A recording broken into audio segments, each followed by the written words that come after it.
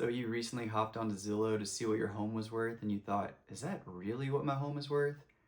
Well, in today's video, we're going to be talking about just how accurate online home estimators are, and make sure you stick around to the end because I'm going to tell you exactly how you can know for sure what your home is worth. My name is Evan. I'm a local Cincinnati realtor, and in this video, we're going to be discussing what is a Zillow estimate, how accurate is it, and how you can know for sure what your home is actually worth. So let's kick things off with what is a Zillow estimate, or as they like to call it, a Zestimate. So I'm going to tell you what Zillow tells us a Zestimate is. So this is directly from Zillow themselves, and they say a Zestimate is Zillow's estimated market value for a home, computed using a proprietary formula including public and user submitted data such as details about a home, location, property tax assessment information, and sales histories of the subject home. So in general, Zillow is using property tax information to find out how many beds and baths your home has, as well as the square footage, and then they're going to look at what other homes that have similar bed and bath counts and similar square footages and in that area, and they're going to base the estimate of your home off of that. So in general, this is definitely a good starting point for how to get an estimate of what your home could be worth, but there are certainly key factors that they are missing in this formula, and so that's what I'm going to talk about next. All right, so is a Zillow estimate, or really any online home estimate tool that you'll use, they're all kind of the same, they work the same way. Are they accurate? Well, this is from Zillow themselves once again, so let's hear it from Zillow themselves. They say the Zestimate's median error rate for on-market homes nationwide is 1.83%, meaning Zestimates for half of all on-market homes are within 1.83% of the ultimate sell price, and half are not. So let's talk about that. So they're telling you that pretty much best case scenario, it is a median, so there are some they might get a little more accurate, but best case scenario, pretty much, they are getting within 1.83%. So this doesn't sound too crazy. For example, if you have a $300,000 home, that 1.83% comes out to $5,490. So they're essentially missing the mark by roughly $5,500, but that's only half the time. The other half of the time, they admit to themselves that they are worse at estimating. So what about if they miss the mark by 3%? You're talking about $9,000 off. Or if you have a even more expensive home, $10,000, $15,000. Imagine leaving $15,000 on the table because you thought your home was worth this amount, but really it was worth more. And that's just for on-market homes. They even say that for off-market homes, meaning homes that aren't on the MLS, so like if you choose to sell your home by owner, which is pretty common for Zillow, they do a lot of for sale by owners, and most of those for sale by owners are probably using Zillow's estimate to get an idea of what their home might be worth. They even say in those instances, the median error rate is 7.01%. Again, that's half the time they are getting within that margin. So the other 50% of the time, they are even worse. So you could be talking about them missing the mark by 10, 12, 15%. You could be leaving $40,000, $50,000 on the table, or you could be told that your home is worth $40,000 or $50,000 more than it is, and then your home sits on the market for months and months, and you eventually have to lower the price, so you end up getting less than what you could have if you would have got the price right from the beginning. Okay, so we've established what a Zestimate or any home online estimator is and how it works, and we've established that they really aren't the most accurate in a lot of cases. So now let's talk about why they're not accurate and what they're missing. So let's say Zillow, we already talked about, they use property tax information. So that part is going to be accurate, assuming that your home information is accurate with the auditor in your town, which it should be. So they know that your home, it has 3 beds and 2 baths, for example. They're also going to see 2 other homes in your neighborhood that also have 3 beds and 2 baths, that's also around the same square footage, and let's say they both sold in the last 2 to 3 months, and they sold, let's say home A sold for 335,000 and home B sold for 350,000. So they're going to take all that together and be like, okay, cool. This person's home must be worth somewhere in that range of 335 to 350. So let's say that they tell you your home is worth 345, for example. The issue with that is they have no idea of the condition of the home. Now, if you choose to sell your home by owner on Zillow, you are able to put in what recent upgrades and things like that you've done. Like maybe you updated the roof or HVAC or water heater, maybe you recently remodeled a kitchen. But again, that's relying on the homeowners. We don't know how good of a job they did. We don't know if it was really an upgrade or if they were just like kind of makeshift fixing something. So we don't know how much Zillow takes those into account either. But again, let's just say that home A, maybe they hadn't done anything with their landscaping and the entire time they lived there. They lived there for 5+ years. Just weeds everywhere. It's overgrown. I know that might seem like a relatively small thing. Like, yeah, but the new owner can move in and get it taken care of in a couple weeks. But that is a huge factor in how much homes sell for, is the curb appeal and the landscaping. And let's say the other home that sold for 350, well, maybe it needed a new water heater and a new HVAC system. So the buyers took that into account when they offered 350.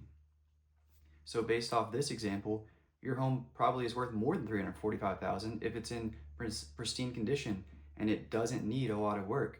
It could be worth 375 or more. So that is the issue with any online home estimator tool, is that they're not going to take into account the condition of the home. Keep in mind, when you type in your address on any of these sites, not just Zillow, do they send someone out to your home or do they send someone out to your neighborhood? No, they don't, right? So they're not doing what an appraiser would do when they come out to the neighborhood and come out to the home. So just keep that in mind. This is a great tool, but it's not the end all be all, and it should just be a starting point for you. All right, so now let's talk about how can you find the real value of your home? Because there are ways out there to get an accurate estimate of what your home is actually worth and what it would actually sell for if you were to list it on the market. So you do have a few options here, and the first one is you could use the Zestimate or any online home estimator tool. I do think that this would be a good option if you aren't actually thinking about selling anytime soon, and maybe you're just curious about how much your home is worth. Maybe you've had it for a few years now and you're like, I wonder how much equity I might have now. So that could be a great starting point for you. Just remember to take it with a grain of salt, and also keep in mind what other homes on your street look like. Yes, you may not be able to go inside of them, but you can see how the exterior is maintained, and then consider that with how your home has been maintained. And so just remember, it's a good starting point, but if it says your home is worth 400,000, that doesn't mean it's for sure worth 400,000. Another option is to do something called a comparative market analysis, or CMA. So a lot of realtors do this. All of them should if they're listing a home to sell in the market. And so you can do this yourself actually, and I'm going to explain how to do that very quickly. But if you're interested in having somebody do it for you for free, I would love to do so. I will just I'll come out there to your home very briefly, and then I will mail you or email you the CMA, and that will be it. So don't think I'll just bug you all the time afterwards. If you're interested in that, I'd love to help you out with that. But if you want to do it on your own, basically what you do is, it's going to be a little more complicated when you don't have access to the MLS, but you could probably use a site like Zillow or Realtor.com, and you want to look up recently sold homes in your area.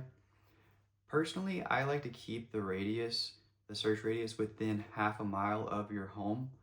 That's a good starting point, and if you end up needing to expand it because there's not enough results, you could expand it to a mile or so.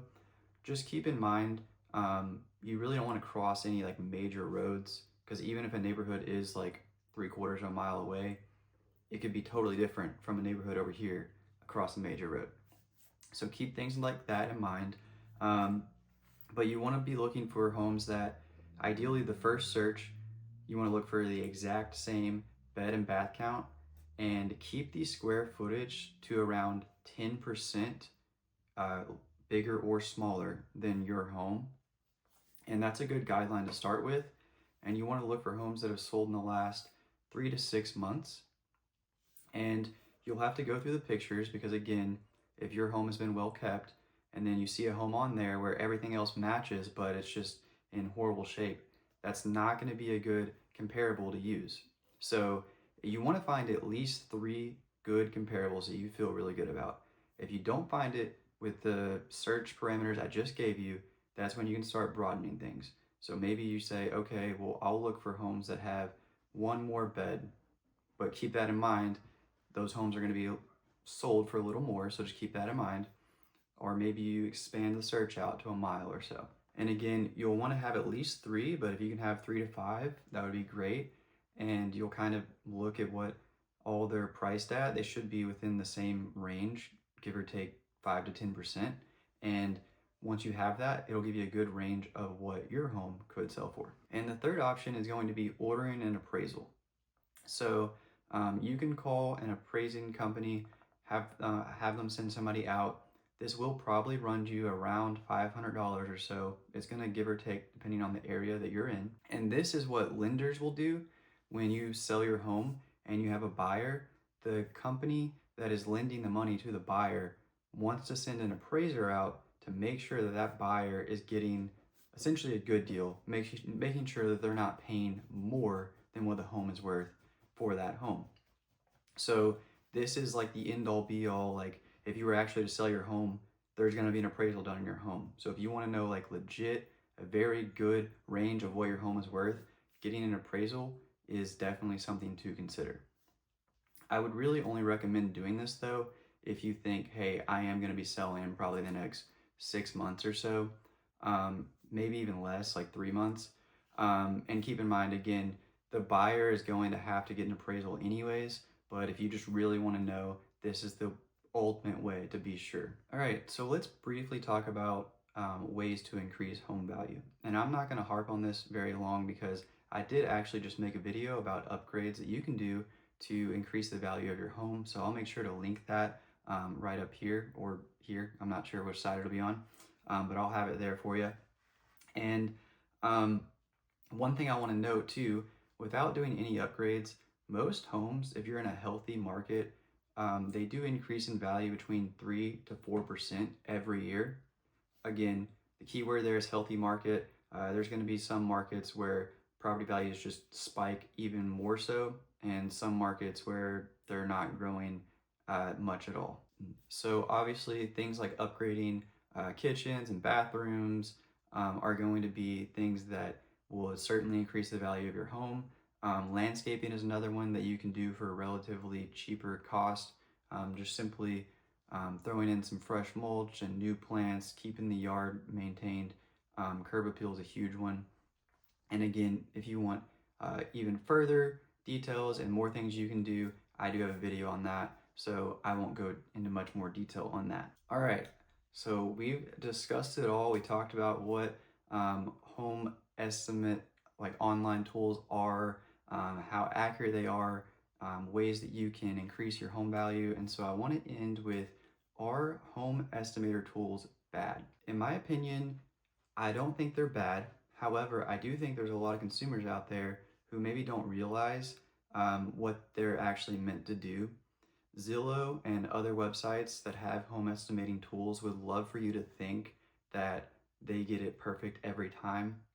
And in an ideal world, they'll probably tell you your home is worth a little more than it actually is because, of course, they want you to use their website to advertise your home because they get money for that.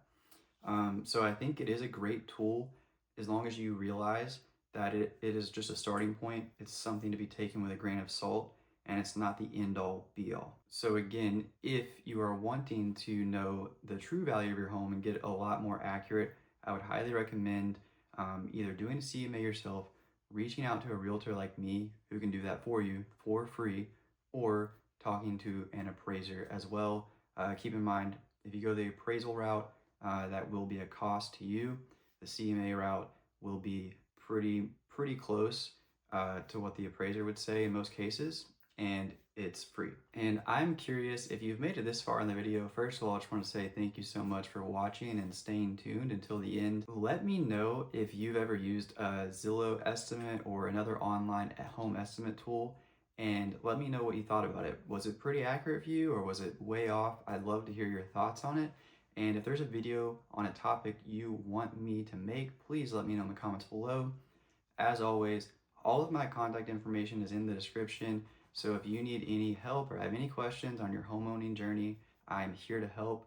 I talk to people like you every single day, and I love doing so please don't hesitate to reach out. Thank you so much for watching, and until next time.